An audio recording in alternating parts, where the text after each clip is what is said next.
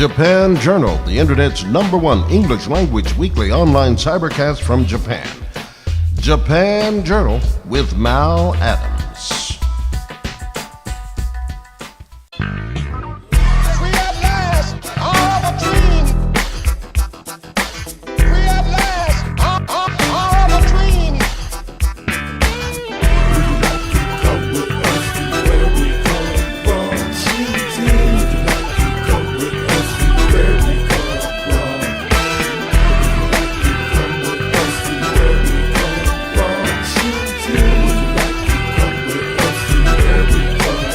It was January 1st, 1863, and it started with the surrender of General Lee. We all should celebrate cause all the slaves was free. 1865 on June 19th. Yeah, this right here got young Tone thinking just how much I respect Abraham Lincoln and all that he did for all of the kids. Juneteenth made all the blacks feel big. The king will be judged on the basis of the content of their character, not the color of their skin. Let me tell you I'm hot, and first off, blacks have been through a lot. Having a dream like Martin King just might get you shot. On my block, if you black, you harassed by cops with all eyes on me. I'm starting to feel like Pop, but who can stop me? We make hits like Rocky, and it was dead wrong the way that they beat Rodney. But he took it for the team, and it was segregation, so it was a black and white thing. Juneteenth. The king will be judged on the basis of the content of their character, not the color of their skin.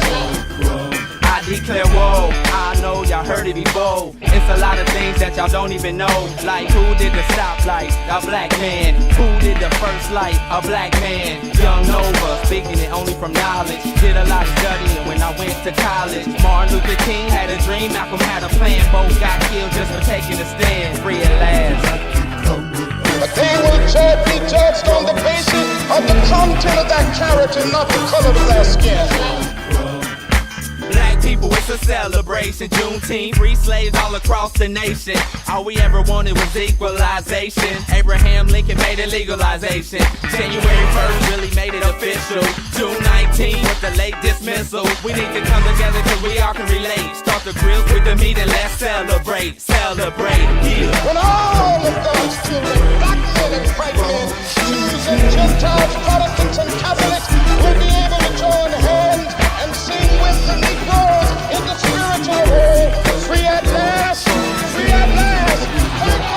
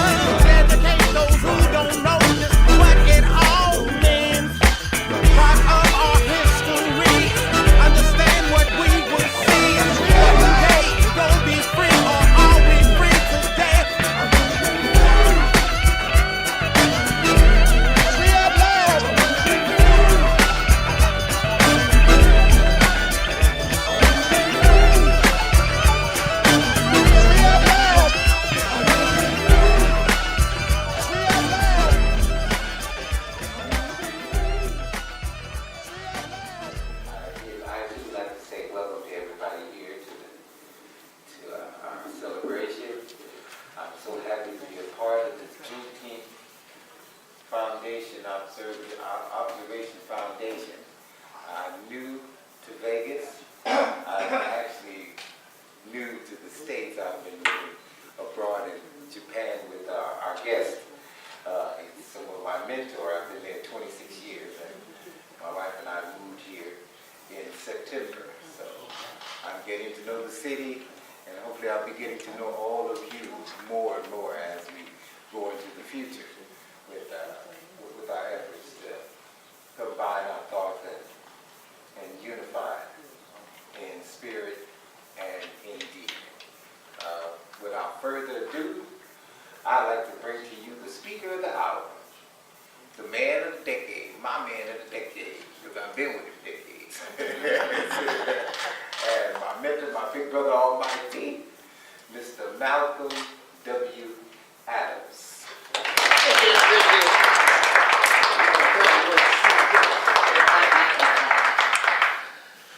Hello, everybody. Good day. Sorry to keep you waiting. As I look at the crowd, I'm trying to assess what kind of presentation this is going to be. I came here from Japan on the 9th of June so that I could be here for my birthday on the 10th. And I flew from Haneda Airport in central Tokyo, and when I arrived in San Francisco, I was met as I transferred by some friends. And one of them said, what time did you leave, or when did you leave Tokyo? I said, tomorrow. Oh, y'all got that. That's good. I like that. Okay. And the other issue I had upon my arrival in San Francisco was I was, much to my chagrin, I was wearing a casual shirt. I'm a 4L in Japan. They don't have many things my size.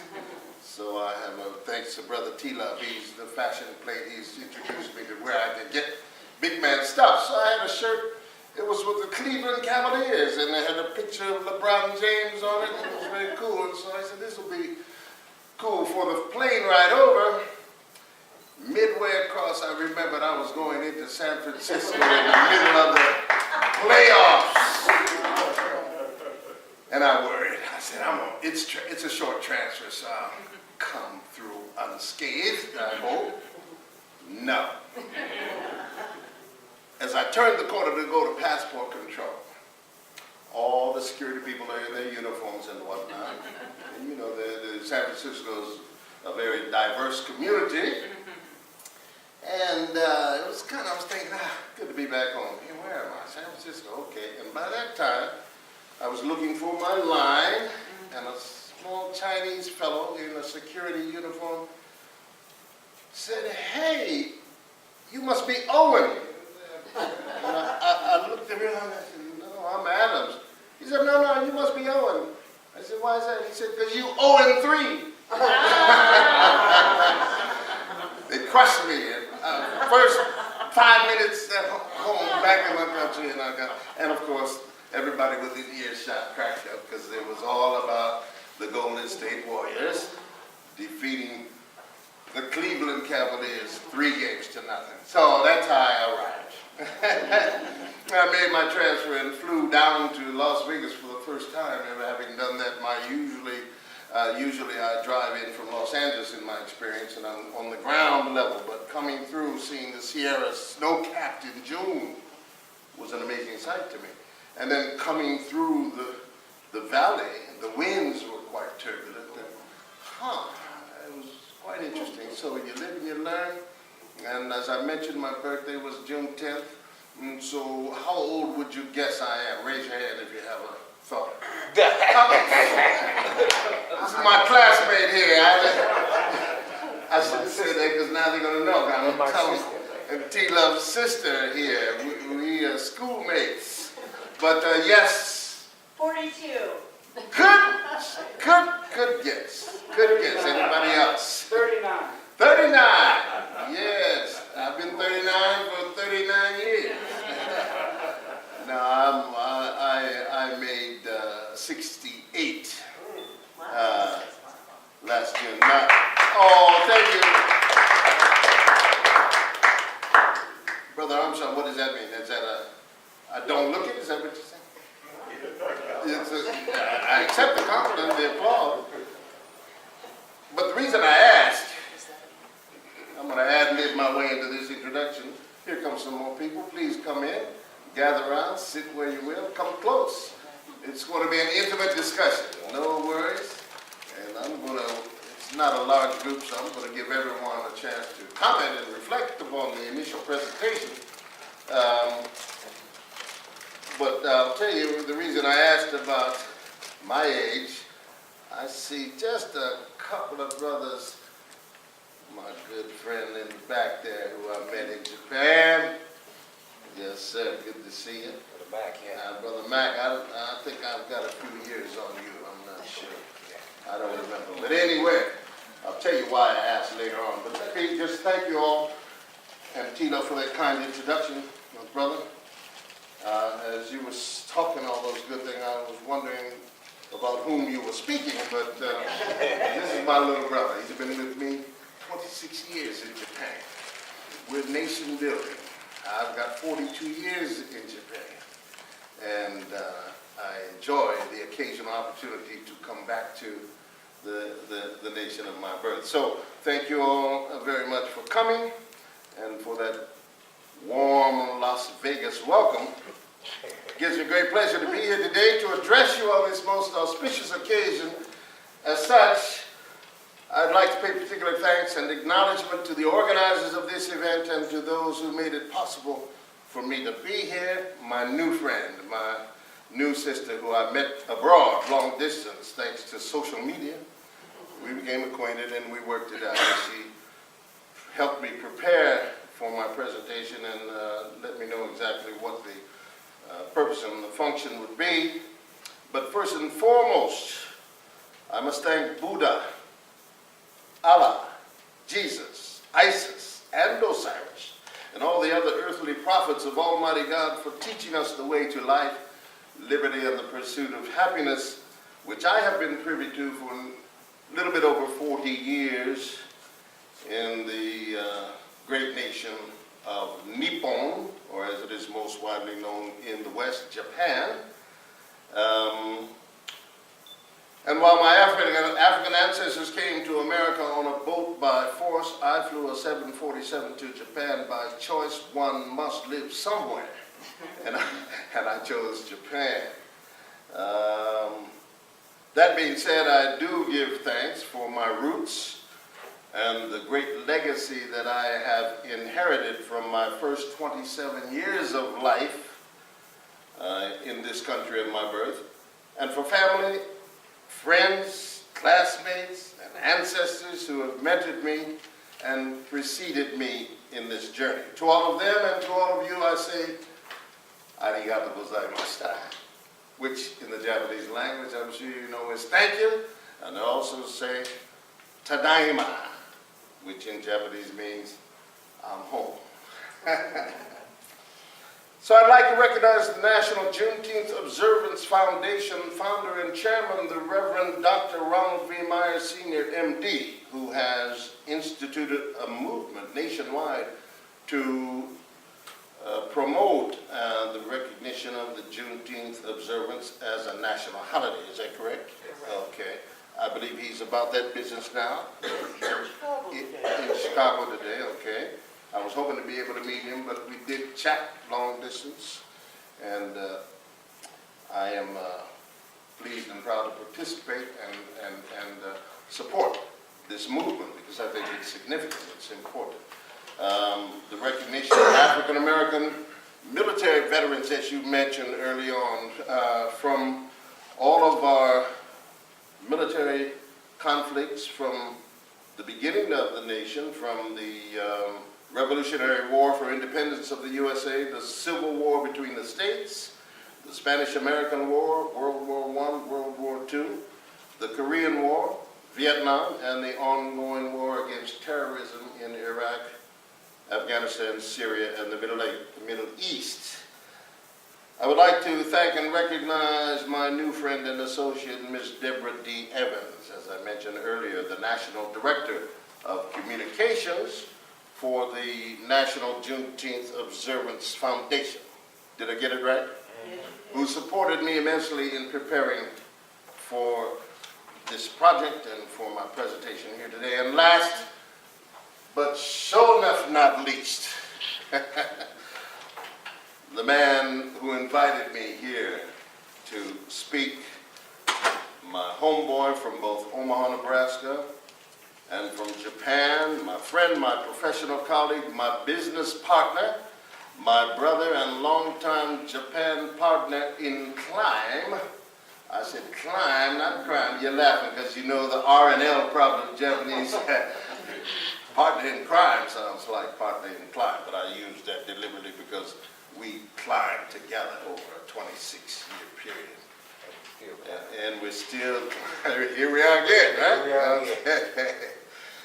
Ladies and gentlemen, I give you the new Nevada State Director of the National Juneteenth Observance Foundation, Mr. Gary T. Love Williams, and I thought it would be appropriate to open my presentation today by setting the proper atmosphere for my time here today by asking Brother T to give us his unique a cappella rendition of the Black National Anthem.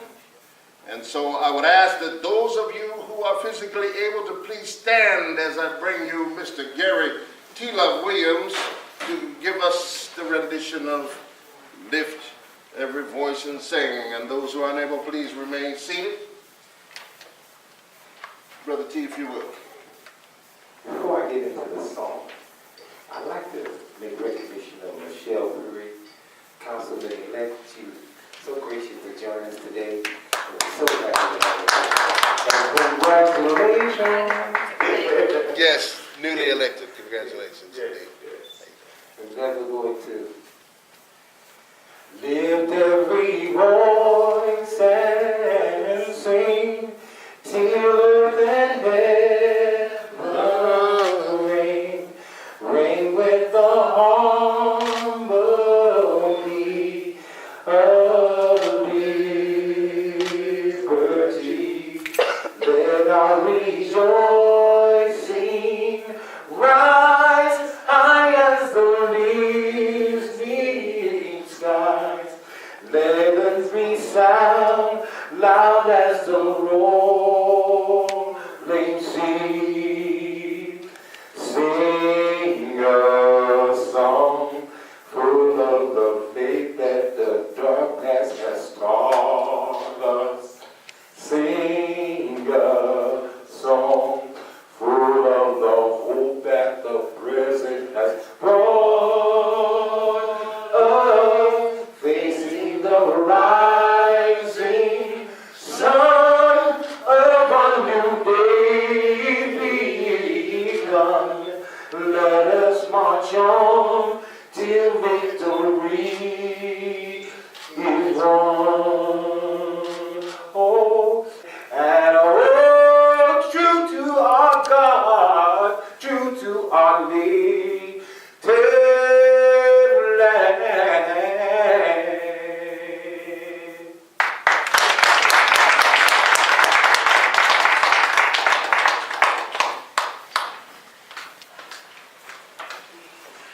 Thank you, Tila. Before we continue, we'd like to acknowledge a few people. In addition to Councilwoman-elect Michelle Buren, we have just been joined by Assemblyman Harvey Munford, my mentor, my advisor, he was the one that obtained the bill for us, which made Juneteenth a state-observed holiday. We have a day of observance, June 19th. Paperwork was signed May 12th, 2011. So we want to acknowledge him. We'd like to acknowledge our panelists who will be coming in at the end of the selection. From Mr. Adams, we have Stan Armstrong, Mr. Munford, and Clay T. White. I did see you, thank you. Who is UNLV, and she is a director over there, and she is preserving our history. She's doing oral histories and saving everything that we need to know about Las Vegas. As I said, Mr. Hightower, freelance photographer, he came by my house the other night with 117 pictures. We thank you. We need the documentation of our history. Yes, I think I recognize her. Mac, let me introduce my counsel. Please. Coming back there because yes.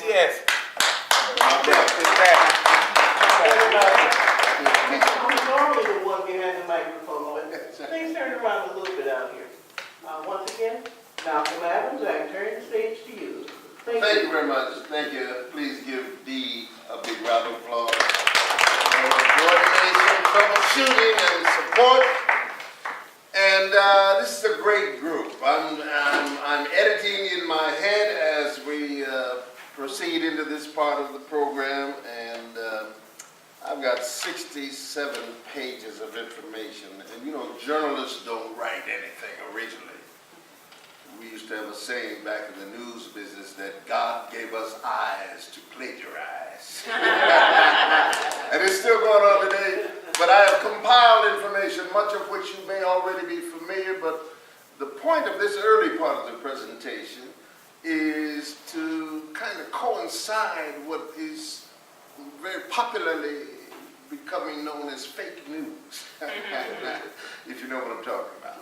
A lot of fake news going on with the advent of social media and with the advent of certain politicians who care not what they say or to whom it is attributed with no corroboration. So we're in the era, the information age, but you must be careful. Always consider the source of the information. So with that in mind, please bear with me as I go through this material. I have not committed it to memory, but I will share with you some of the notes that I have prepared here. And then I'll do some site editing as we must stay tuned to the time here so that we can get everything we want to get in the time allotted. So with that, I am going to begin with an introduction about slavery in the United States, revising U.S. history. Winston Churchill famously said that history is written by the victors. I'm sure you've heard that before. And the historian Peter Colchin, writing in 1993, noted that until the latter decades of the 20th century, historians of slavery had primarily concerned themselves with the culture, practices, and economics of slaveholders and not the slaves. Now, this was in part due to the circumstance that most slaveholders were literate and left behind written records, whereas slaves were largely illiterate in this language and not in a position to leave written records in English. Scholars differed as to whether slavery should be considered a benign or a harshly exploitive institution. Much of the history written prior to the 1950s had a distinctive racist slant to it. By the 1970s and 1980s, historians were using archaeological records, black folklore, and statistical data to develop a much more detailed and nuanced picture of slave life. Individuals were shown to have been resilient and somewhat autonomous in many of their activities, slaves, within the limits of their situation and despite its precariousness. Historians who wrote in this era include some of the information from my bibliography: John Blassingame, who wrote Slave Community; Eugene Genovese, who wrote Jordan Roll; Leslie Howard Owens, This Species of Property; and Herbert Gutman, The Black Family in Slavery and Freedom, are some of the documents which I did research. So I'm here today to provide some insight on what has been described as a glorious and righteous victory in the War for Independence in 1776 from the reigning superpower of the era, which was in deep and profound conflict for decades with these new republics which formed a federation. A considerable percentage of the residents of this new nation were also up in arms, quite literally, against this new nation, which was quite destabilizing. The new nation gobbled up the territory of its neighbors.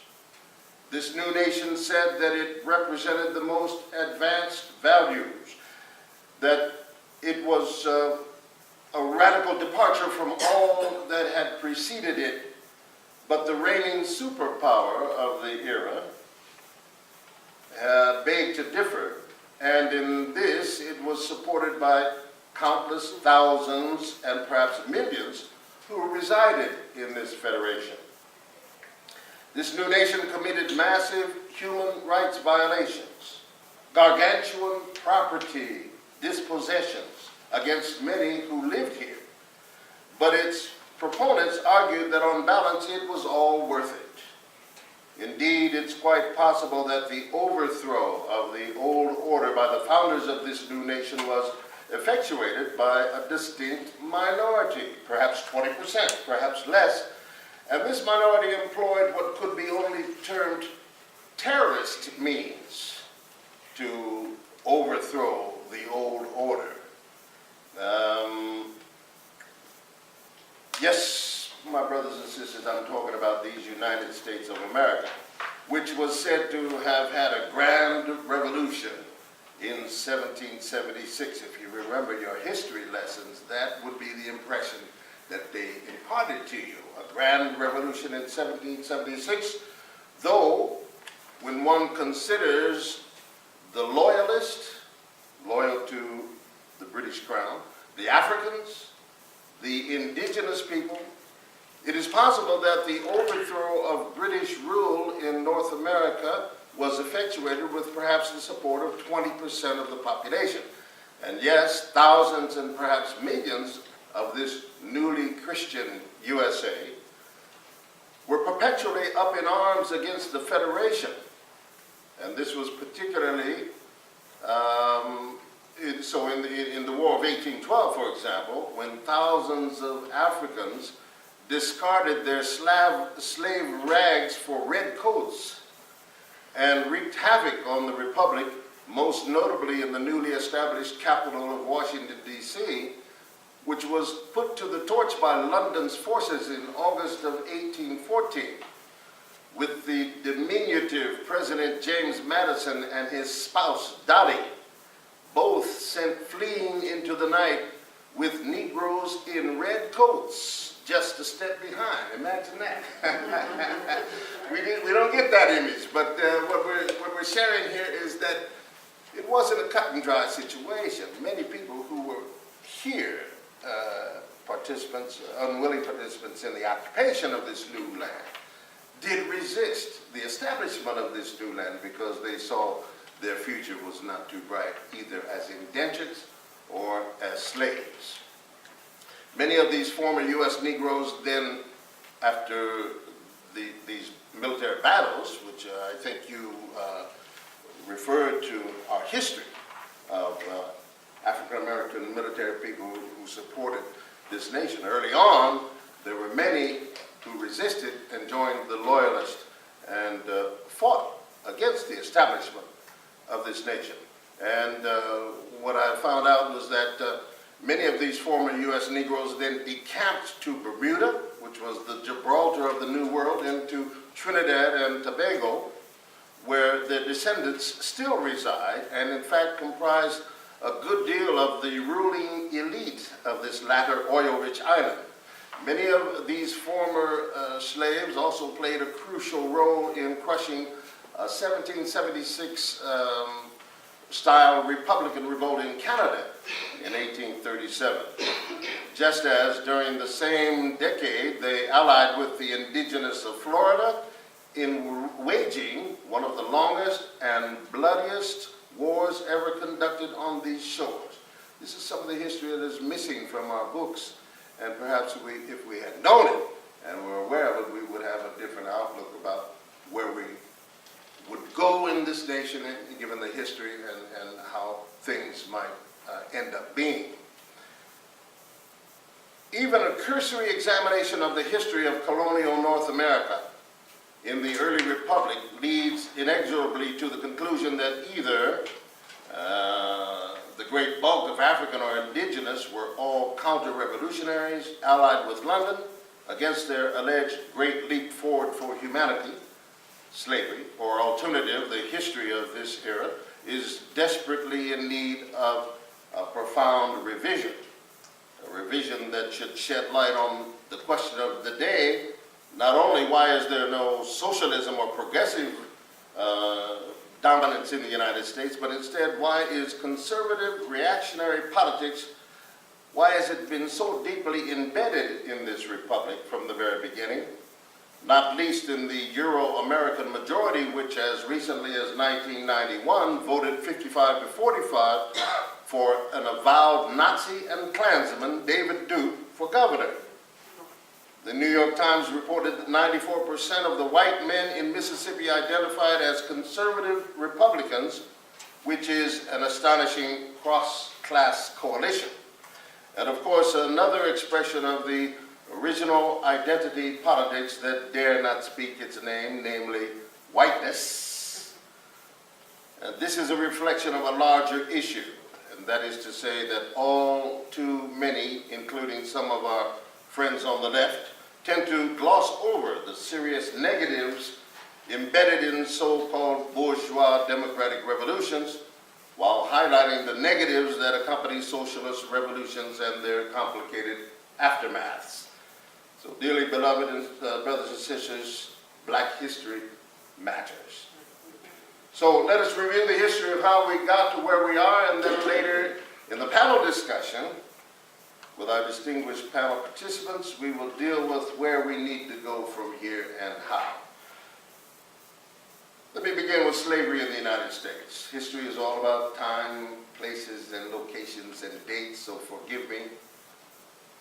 I'll go through this, and that will give us some fuel for further discussion in the panel section. Slavery in the United States was the legal institution of human chattel enslavement, primarily of Africans and African Americans, that existed in the United States of America in the 18th and 19th centuries, after it gained independence and before the end of the American Civil War.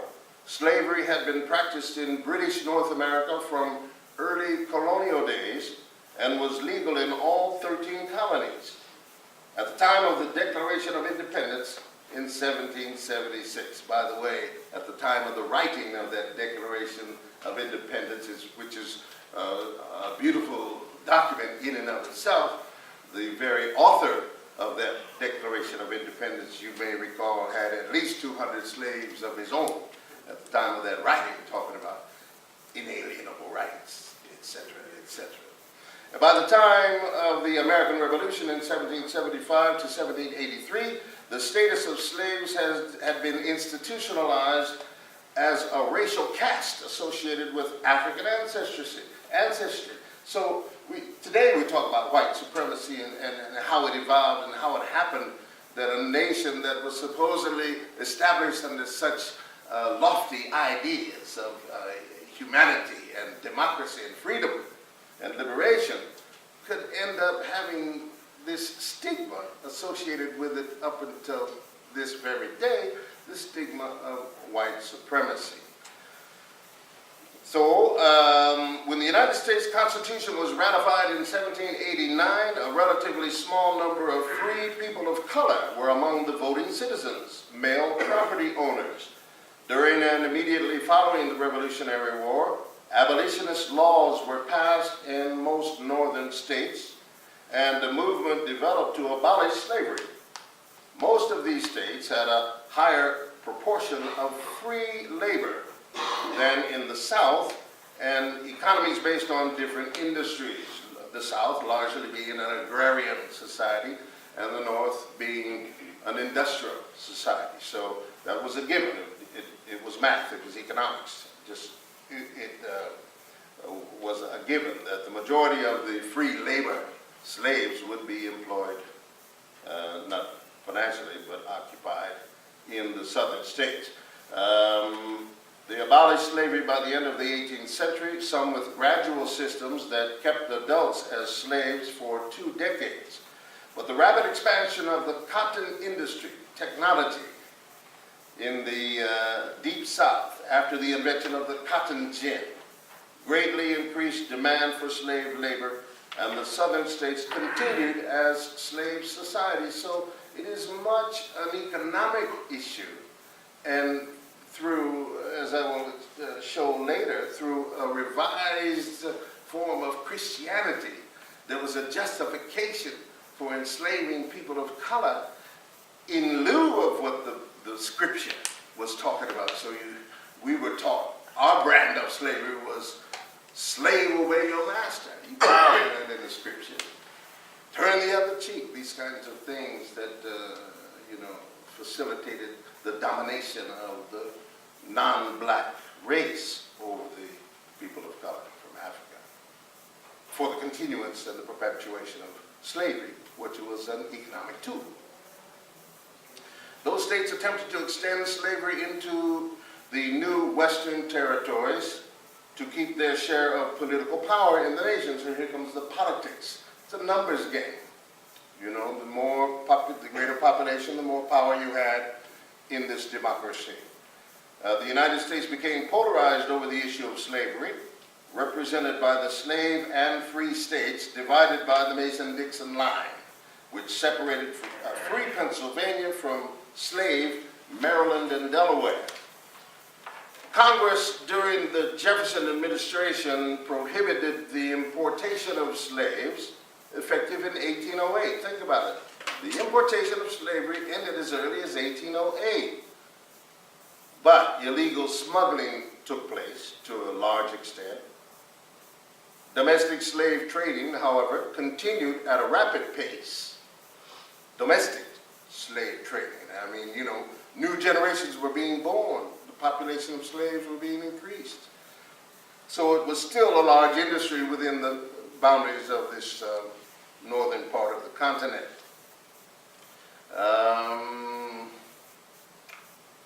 So it continued at a rapid pace, driven by labor demands from the development of cotton plantations in the Deep South. More than 1 million slaves were sold from the Upper South, which had a surplus of labor, and taken to Deep South in forced migration, splitting up families. New communities of African American culture were developed in the Deep South, and the total slave population in the South eventually reached 4 million before liberation. As the West was developed for settlement, the southern state governments wanted to keep a balance between the number of slave and free states to maintain a political balance of power in Congress.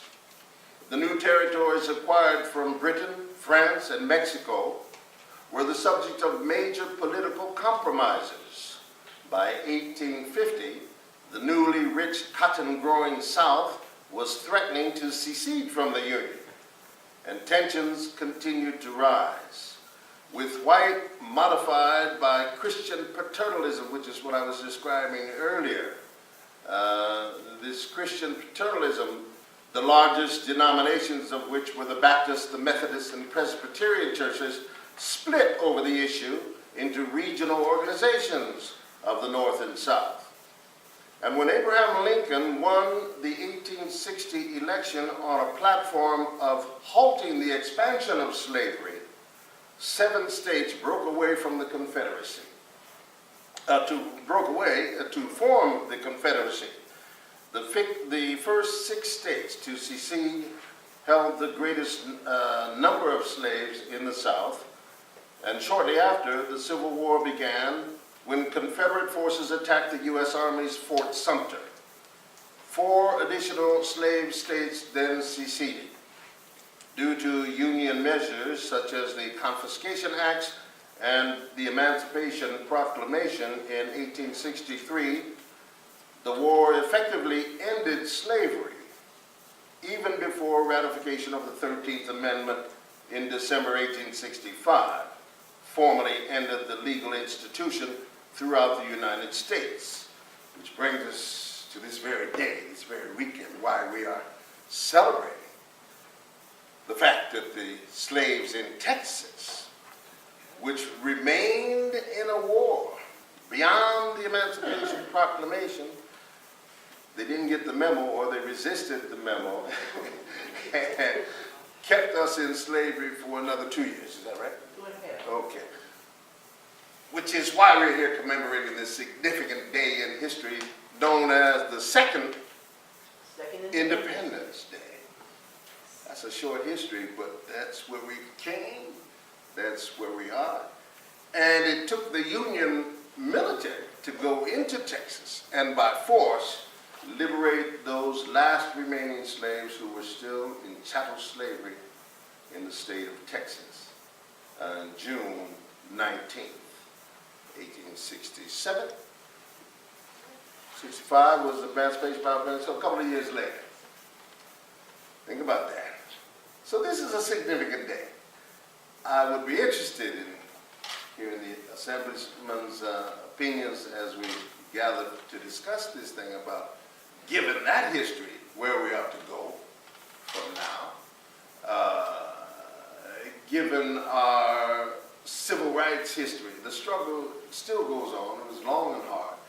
But what I started out with in my presentation today is to show you how the struggle was imminent from the very establishment of this nation, where black folks were fighting against the establishment of this racist nation, which would have put them to slavery subsequently for 250 years.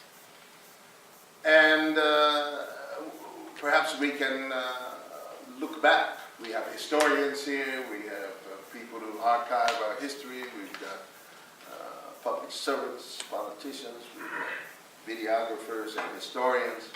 So I'm looking for a robust discussion. And since the size of the congregation here is not that large, feel free let's open it up to the floor. As I mentioned before, some of you came in before I took the liberty to address you today. There's a tradition in Africa and in Japan, where I've spent most of my life, to get approval from my seniors. And so a little bit problematic because I see some sisters here, like my classmates. So I was going to ask the gentleman who, since I turned 68, and I'll ask you in retrospect now that we're gathered here, my new brother over here already told me he's 90 years old, so I'm gonna ask you first. If I may have permission to continue to speak, please, if you agree, please say proceed. May I proceed? You may proceed. Thank you. I noticed that a lot of the ladies were quiet, but it's good, it's good. So, having mentioned that little thing, I'm going to start freestyling now. I just touched on the similarity between the two cultures of Africans and Japanese. Oh, we could do a whole nother lecture on that. I was talking to Brother Armstrong a little bit about this kind of thing. Do you know that African Americans, well, first of all, because of this glorified story of who we are as Americans, fake news, has been perpetuated by the victors who wrote the story. Well, of course, we defeated Japan in World War II, and we continue to occupy them today. May I freelance? I'm going to throw scripture. Tell the story. We occupy them to this day. Very interesting, in today's news, I learned that a fishing boat almost wrecked a major destroyer over there on the shores of Yokohama, Japan. But that's a whole other story. But my point is that I have enjoyed a beautiful life in Japan, but I have enjoyed it not trying to assimilate to the Japanese culture, but Japanese are all about bearing gifts. If you want to establish a beautiful relation with someone, you come bear the gift. Sister has been there visiting. You know. You go visit somebody, you take the gifts. We share some of that.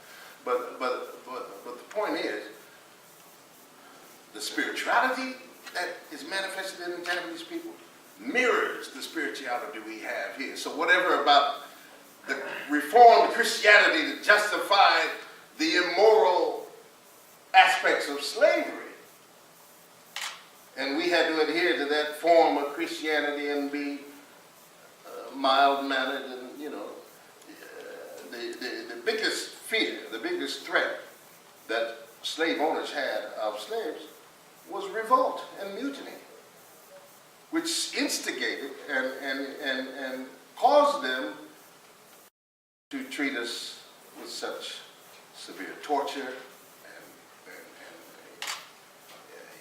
and inhumane treatment beyond just working in the fields. They were trying to instill fear in our hearts because our natural inclination as Africans is to jump ship or fight to the death or something like that. So if the British offered them freedom, if they would put on the red coats, that was a pretty good military strategy, wouldn't you say? And a lot of them adhered to it, participated in it, and their great-great-grandchildren are living in Barbados and Santo Domingo to this day. That's an interesting part of history that you may not have gotten in your public school system. I have a few slides here that just kind of reflect. This is, let me give you the date on this painting. These are slaves processing tobacco in the 17th century in Virginia, an old photo. And here are some slaves on a South Carolina plantation. The photo that is entitled The Old Plantation, 1790. This is a legend of the sale of 118 slaves in Charleston, South Carolina, circa 1754. So try to imagine, as you're looking upon these images, what it was like there. I mean, if you were a non-slave person. So, you know, we got to cut white folks some slack. You know, my white brothers and sisters, I ain't mad at y'all. And 75% of you didn't own slaves. You know that? Yeah, am I right? You're not in your head. You understand that. Only, particularly in the South, 20 to 25% were only dealing in the slave. But what I have empathy for you because you were tricked into thinking that you were superior to us. You didn't even check our history. You came from the west coast of Africa, but there were nations that preceded you by thousands of years. You came from Ireland and Germany and Portugal and Spain. But as a civilization and as a cultural richness, you're late in the game. I'm not discriminating with you. I'm just telling you why you would get on that boat from England, owned and commissioned by, was it Edward, King Edward III, somebody know? Was that the guy that commissioned all the shit? I think it was King Edward, particularly out of England. And would give you a contract for 10 years to work for him and help settle the land that was not his. You know, please. Columbus was lost. Rescued. And rescued. And found his way back to get some more money to come again, but he had a boatload of ships. But what is not really taught is, guess who the navigators originally were? Were the slaves who, there's a book called They Came Before Columbus, one of our best authors. You familiar with that book? They Came Before Columbus. As far as Mexico, you can see icons and statuettes of African characters way before Columbus got lost and ran into the Caribbean islands down there, talking about Indians. well, the joke is that those European slave traders and the people who were financing them, seeking new land and new riches, still thought the earth was flat and that you would fall off at the edge of the ocean into an abyss. If they only knew that Africans had been navigating the world 4,000 years before to go so far as Mexico and Brazil, all throughout South and Central America, and you can see. And some pyramids, you know, Machu Picchu and places like that. So you just gotta, you know, black history matters. You gotta understand, to understand where we need to go is to understand where we have been and what we have accomplished. So our brains were washed to facilitate us to be good slaves. We were not educated, and the new colonialists, the new adventurers from the European nations didn't have the language, the knowledge, or if they did, like King James, who, translated what? You missed your cue. Translated what? Thank you. But, you know, as is with the victors who write the history, you also translate to favor your own particular culture and your history. Did you know, I'm a Buddhist, so I'm not going to, don't be offended if I offend your Christian sensitivities, but did you know the attributes that Jesus Christ had in terms of the Father, Son, the Holy Ghost, the Immaculate Conception, the resurrection, and all of these things, fine, if you understand Jesus as a historical figure, but you must also understand that several hundred years after he was gone, the Nicene Conference, composed of emperors and administrators of the Roman Empire, the brother by the name of Augustine, I guess it was, help me out, who was it? Constantine? Constantine. Oh, thank you. Rewrote the script. That's right. Who said that? Yeah, okay. Am I right or wrong? We're talking about history and revisionist history. So we owe it to ourselves, we owe it to our grandchildren to get the story right and let them know. And boy, I tell you, it makes a big difference. If you know where you've been, if you know what you've come through, you have a clear idea of where you need to go and what needs to happen. So in the global perspective of things, African American, it's a beautiful story. I'm surrounded by nothing but love and appreciation and admiration in Japan. He's laughing. He's a star in Japan. It's an entertainer. I'm just the guy behind the curtain. Ladies and gentlemen, T-Love! How's she doing? And then he gives me 20% of the money, you know. So it's a good gig. Good work if you can get it. That's why I'm not letting him go. It's my brother, you know. But I joke, but I'm serious. Japan Journal, the Internet's #1 English language weekly online cybercast from Japan. Japan Journal with Mal Adams.